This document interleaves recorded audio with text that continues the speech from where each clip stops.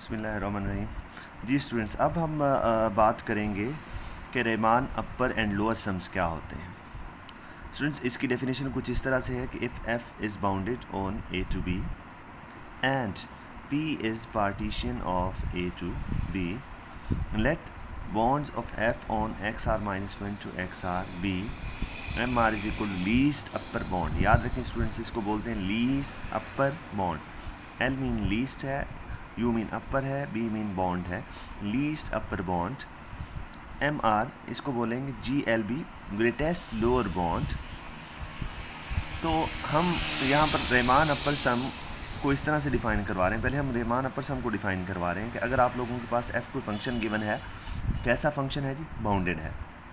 Bounded means क्या है कि जब हम उनकी एक्सट्रीम्स की बात करते हैं तो उसका लोअर बॉन्ड भी एग्जिस्ट करता है, अपर बॉन्ड भी एग्जिस्ट करता है। जिस तरह ये है, ये इसका लोअर बॉन्ड है, ये इसका क्या है? अपर बॉन्ड है। ये बाउंडेड फंक्शन है। इस तरह से नहीं है। अगर मैं इस इंटरवल की बात करता, अगर ए से ये इन्फिनिटी होता तो ये इसका लोअर बॉन्ड तो है, अपर बॉन्ड नहीं है। तो जो बॉन्डेड होता है वो बोथ साइड से बॉन्डेड होता है। बॉन्डेड बिलो भी होता है, बॉन्डेड अबव भी होता है। तो students, if F is a function which is bounded on a to b and p is a partition of a to b, let bonds of f on xr minus 1 xr। अब ये एक interval given है। Interval आप लोगों को पता है कि ये पार्टीशन होती है इस इंटरवल की, तो मैंने ये एक जनरल पार्टीशन लिखी। तो अब इस पर फंक्शन जो वैल्यूज़ देगा, जब हम ये वाली वैल्यू भी फंक्शन के अंदर रिप्लेस करवाएंगे, ये वाली वैल्यू भी फंक्शन के अंदर रिप्लेस करवाएंगे। स्टूडेंट्स गौर से बात सुनिएगा। मैं ये कह रहा हूँ कि ये वाला जो लोअर बॉन्ड है इसको भी एफ जो आप लोगों के पास फंक्शन है उसमें रिप्लेस करवाएंगे, इसको भी रिप्लेस करवाएंगे। इससे जो आंसर मिलेगा आप उसको भी लिख लेंगे, इससे जो आंसर मिलेगा उसको भी लिख लेंगे। उनमें से जो बड़ा नंबर होगा वो लीस्ट अपर बॉन्ड कहलाता है और जो छोटा नंबर होगा वो ग्रेटेस्ट लोअर बॉन्ड कहलाता है। स्टूडेंट्स, क्योंकि हमने बात की थी जब हमने पार्टीशन को डिफ़ाइन करवाया था कि जो नेक्स्ट नंबर होता है वो प्रीवियस से बड़ा होता है, तो जो नेक्स्ट वाला होता है, जो बड़े वाला नंबर होता है, उसको आप लीस्ट अपर बॉन्ड्स कहते हैं, अपर बॉन्ड्स में से छोटा, और इसको लोअर बॉन्ड्स में से बड़े वाला नंबर कहते हैं। तो स्टूडेंट्स दोबारा सुन लें, मैं ये कह रहा हूँ कि रीमान अपर और लोअर सम्स क्या होते हैं। एफ आप लोगों के पास कोई भी फंक्शन होगा, कैसा फंक्शन होगा? जो बाउंडेड फंक्शन होगा, याद रखें उसके एक्सट्रीम्स मौजूद होंगे, लोअर बॉन्ड होगा, अपर बॉन्ड होगा, and P is the partition of A to B. और आप क्या करेंगे, जो आप लोगों के पास इंटरवल गिवन है आप उसकी पार्टीशन करेंगे। पार्टीशन करने के बाद आप लोअर वैल्यू भी हर इंटरवल की इसके अंदर रिप्लेस करवाएंगे, लोअर वैल्यू भी अपर वैल्यू भी फंक्शन के अंदर रिप्लेस करवाएंगे। लोअर वैल्यू पर फंक्शन देखेंगे कि क्या आंसर देता है, अपर वैल्यू पर फंक्शन क्या है वो क्या आंसर देता है। उन दोनों आंसर्स को आप लिखेंगे। उनमें जो बड़ा आंसर होगा वो लीस्ट अपर बॉन्ड कहलाएगा, जो छोटा आंसर होगा वो स्टूडेंट्स वो ग्रेटेस्ट लोअर बॉन्ड कहलाएगा।